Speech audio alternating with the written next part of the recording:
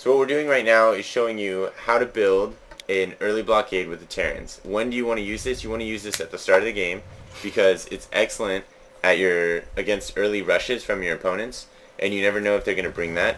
And also you can lower your supply depot at any time to let your troops out of your base. So what do you do first?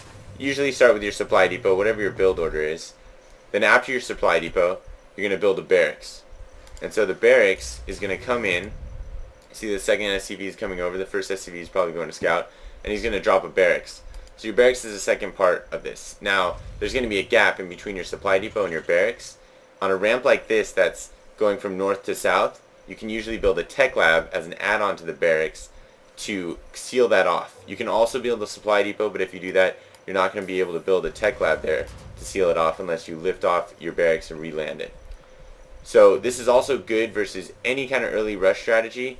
What it's not particularly great against is some ranged rush strategies, but usually you have the uphill advantage where they can't see your troops and you can fire back against them.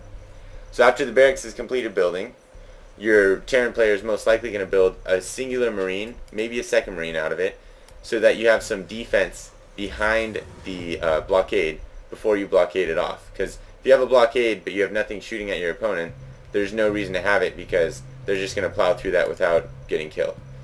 So now you're building that marine, getting that early defense, scouting what they're doing, and then you're gonna slap down a tech lab, and that tech lab's gonna seal it off. So now you can see he's got that complete seal on his base. He doesn't have to worry about zealots or zerglings in the early game as much, and he can bring over SCVs if he needs to repair that.